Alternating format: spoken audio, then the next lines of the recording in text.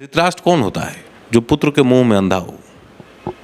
पुत्र अच्छा है बुरा है कैसा भी हो, धृतराष्ट्र कौन है बिहार का? ये किसी से छिपी हुई बात है क्या? लालू जी से बड़ा धृतराष्ट्र अभी कौन है? सोनिया गांधी जी से बड़ा धृतराष्ट्र कौन है? हम तो परिवारवाद के खिलाफ लड़ाई लड़ने वाले लोगों में से। जातीय हिंसा आज जो मणिपुर में हो रही है, क्या इसको भारतीय जनता पार्टी ने पोषित किया है? ये किसी सरकार के निर्णय की वजह से ऐसा कोई घटनाक्रम हो गया वैसी तो कोई बात नहीं है। हाईकोर्ट का एक निर्णय आया और उस निर्णय के विरोध में दोनों समुदाय आपस में लड़ाई कर रहे हैं। ये प्राथमिक विषय है। इतने महीनों बाद इस घटना मणिपुर के ऊपर जो है प्रधानमंत्री जी का बयान आता है और आप आज कह रहे हैं कि जो है 55 से FIR किया गया है, तो क्या FIR कर देने से समस्या का समाधान हो जाएगा?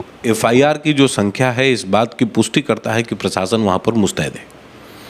अगर आज पटना में कोई घटना हो जाए या बिहार में कोई घटना हो जाए, आप FIR दर्ज करा लेंगे क्या? छोटा सा FIR दर्ज करा के दिखा दीजिए तो।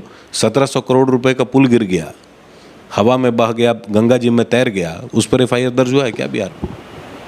मणिपुर में पिछले 6 महीने से जातीय हिंसा जो है पराकाष्ठा पे है। इसको लेकर के प्रधानमंत्री नरेंद्र मोदी ने भी अपना वक्तव्य जारी किया है और इस घटना को देश को शर्मसार करने वाली घटना करार दिया है। पिछले दिनों एक वीडियो वायरल होने के बाद जो है देश में जो है राजनीतिक हमला नरेंद्र मोदी एवं BJP के ऊपर जो है तेज हो गया है। इसको लेकर के आज राजद कार्यालय में भी एक पोस्टर लगा है जिसमें साफ तौर पे नरेंद्र मोदी को सिंहासन पर बैठा हुआ धृतराष्ट्र बताया गया है और मणिपुर के जो मुख्यमंत्री हैं उनको दुशासन के रूप में जो है द्रौपदी का चीरहरण करते हुए दिखाया जा रहा है। हमारे साथ बात करने के लिए संतोष पाठक जी हैं, BJP के प्रदेश प्रवक्ता। सर, क्या कहेंगे इस मामले में? देखिए, मैं राजद को इतना तो ज़रूर कहूँगा कि जिन लोगों ने बिहार में जंगल राज को पोषित किया, आप उन 15 सालों को याद कीजिए। अखबार के हर एक पन्ने पर प्रथम पन्ने से लेकर 15वें पन्ने तक महिलाओं को डायन समझ के निर्वस्त्र करके दहेज के लोभ में लोगों को मारते हुए कितनी घटनाएं घटी हैं, इतनी घटनाएं घटी हैं कि जिसका कोई पूरे भारत में ऐसा कोई रिकॉर्ड नहीं मिलेगा। और कांग्रेस ने तो 60 वर्षों तक देश में कुशासन का ही शासन किया है ना। इतने वर्षों तक देश को आर्थिक दृष्टिकोण से और सामाजिक दृष्टिकोण से इसके पूरे ताने बाने को बिखरा कर रखा गया। जातीय हिंसा आज जो मणिपुर में हो रही है, क्या इसको भारतीय जनता पार्टी ने पोषित किया है? ये किसी सरकार के निर्णय की वजह से ऐसा कोई घटनाक्रम हो गया वैसी तो कोई बात नहीं है। हाईकोर्ट का एक निर्णय आया और उस निर्णय के विरोध में दोनों समुदाय आपस में लड़ाई कर रहे हैं। ये प्राथमिक विषय है वहाँ का। अब रह गई बात कि सरकार वहाँ तत्पर है कि नहीं, तो अखबार के पन्नों को अगर आप आज ही का अखबार अगर आप देखेंगे तो उसमें सारा रिकॉर्ड उसमें दिया हुआ है, दैनिक भास्कर में ही दिया हुआ है।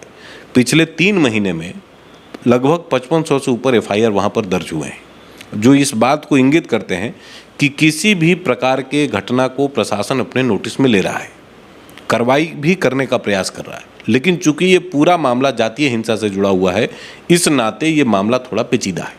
ये स्वाभाविक बात है कि जो घटना मणिपुर में घटी वो देश को शर्मसार करने वाली है। प्रधानमंत्री जी ने भी अपने वक्तव्य में इस बात को कहा है। लेकिन जो लोग इस पर राजनीति करना चाहते हैं वो वास्तव में इस प्रकार के झगड़ों को लगाकर और उसी पर राजनीति करना चाहते हैं। ये राक्षसों का स्वरूप है। ये जितने सर, एक मिनट, इतने दिनों बाद, इतने महीनों बाद इस घटना मणिपुर के ऊपर जो है प्रधानमंत्री जी का बयान आता है और आप आज कह रहे हैं कि जो है 55 से FIR किया गया है, तो क्या FIR कर देने से समस्या का समाधान हो जाएगा? FIR की जो संख्या है इस बात की पुष्टि करता है कि प्रशासन वहाँ पर मुस्तैद है। अगर आज पटना में कोई घटना हो जाए या बिहार में कोई घटना हो जाए, आप FIR दर्ज करा लेंगे क्या? छोटा सा FIR दर्ज करा के दिखा दीजिए तो। 1700 करोड़ रुपए का पुल गिर गया, हवा में बह गया, गंगा जी में तैर गया, उस पर FIR दर्ज हुआ है क्या बिहार में? और कल जो बेगूसराय में घटना घटी है उसमें क्या हुआ है? उसमें भी तो कुछ हुआ है ना। क्या FIR दर्ज हुई है सरकार के अंदर? लोग मिलने गए हैं, अनुसूचित जाति की लड़की थी वो जिसके साथ इस प्रकार का दुर्व्यवहार किया गया है। तो ये लोग कम से कम ज्ञान ना दें। हम तो ये मान ही रहे हैं कि वहाँ ये मणिपुर की जो घटना है वो दुर्भाग्यपूर्ण है और दुखद है और शोकाकुल करने वाली है। मीडिया में एक पीड़िता का बयान आया है, उसमें साफ तौर पे कहा गया है पीड़िता की ओर से, मैं पुलिस के साथ थी, पुलिस की गाड़ी में थी और जब वो लोग आए मुझे पुलिस की गाड़ी से उतारा गया पुलिस के सामने ही जान बचाने के लिए मुझे निर्वस्त्र होने को कहा गया और मैंने ऐसा किया। एक बयान इसका भी आया है और एक बयान उनके पति का भी आया है। जिनके साथ ये दुर्घटना हुई है उनके पति ने भी एक बयान दिया है। वो भारत के सेना में पूर्व सैनिक रहे। उन्होंने कहा कि मैंने कारगिल की लड़ाई में भारत की लाज को बचाया था, अपनी पत्नी की लाज को नहीं बचा सका। क्यों? हजारों की संख्या में लोग आए थे। कोई दो लोग, 4 लोग, 5 लोग नहीं थे कि जिनको पुलिस बल से कुछ करके कंट्रोल किया जा सकता। हजारों की संख्या में भीड़ आई थी।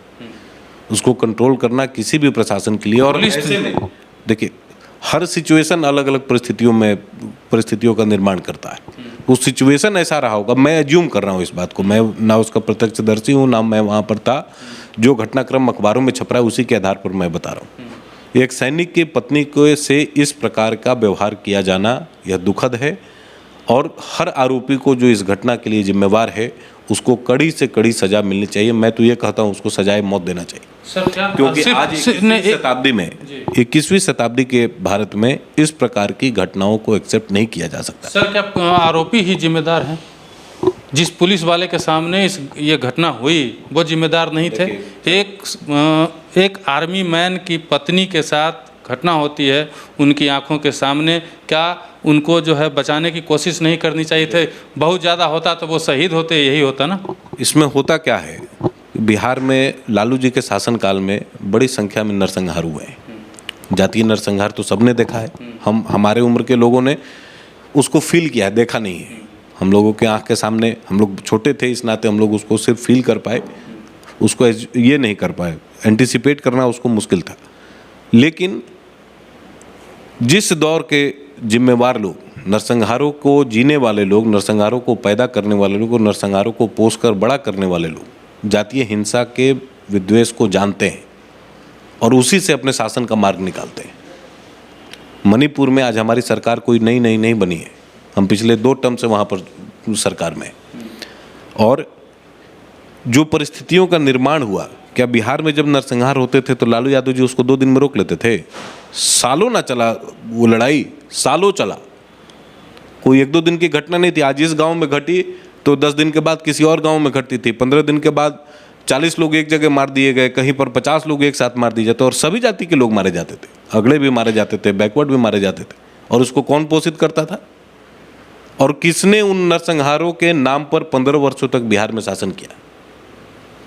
जातीय हिंसाओं को रोकना प्रशासन के लिए भी एक कड़ी चुनौती होती है, साधारण चुनौती नहीं होती। प्रशासन को आप इसके लिए जिम्मेदार नहीं मानते हैं? मणिपुर प्रशासन को अगर प्रशासन FIR दर्ज नहीं करता, जो पीड़ित लोग हैं उनकी बात नहीं सुनी जाती, तो मैं मानता कि प्रशासन जिम्मेवार है, मैं मान लेता। लेकिन मैं जो आंकड़े आपको दे रहा हूँ उन आंकड़ों को ध्यान से समझिए। 3 महीने में 5500 से ज़्यादा। पीड़िता के बयान के मुताबिक प्रशासन को जिम्मेवार आप मानते हैं कि नहीं? देखिए स्वाभाविक है, जिसकी जिम्मेवारी है वो तो दोषी है ही, जिसकी जिम्मेवारी है वो तो दोषी है ही। लेकिन ऐसी घटनाओं में समाज के साधारण लोगों को भी अपने अंदर झांक कर देखना चाहिए। कल जो बेगूसराय में हुआ है उसके लिए आप किसको दोषी मानेंगे?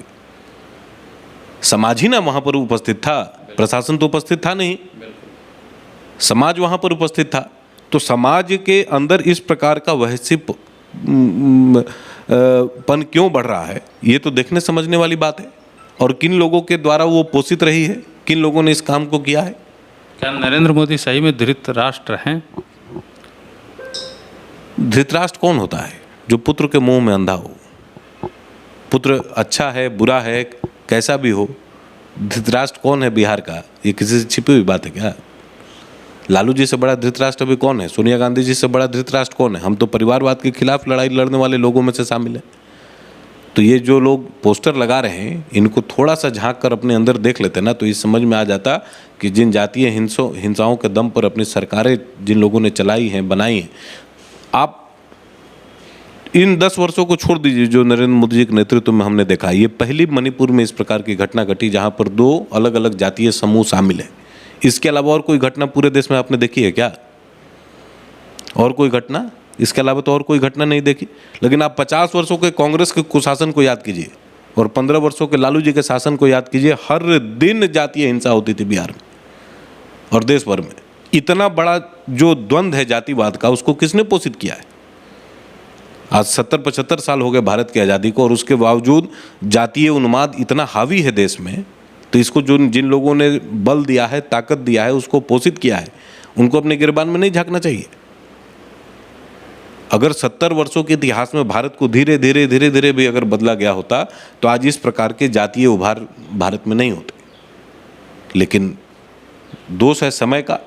समय एक समान तो रहता नहीं है। मैं इतना तो जरूर कहूँगा कि नरेंद्र मोदी जी के नेतृत्व में जो सरकार केंद्र में हम लोग चला रहे हैं, या मणिपुर में जो सरकार हमारी चल रही है, इतना तो जरूर मानिए कि किसी भी परिस्थिति में दोषी बख्शे नहीं जाएंगे। पकड़ भी लिया गया है, उनके घरों को भी लोगों ने जला दिया है। आज ही के अखबार में इस पूरी घटना का वृतांत। चलिए, ये थे संतोष पाठक जी, जिन्होंने हमारी तमाम बातों का जवाब दिया। इनका जवाब आपको कैसा लगा हमें कमेंट बॉक्स में ज़रूर बताइएगा। धन्यवाद।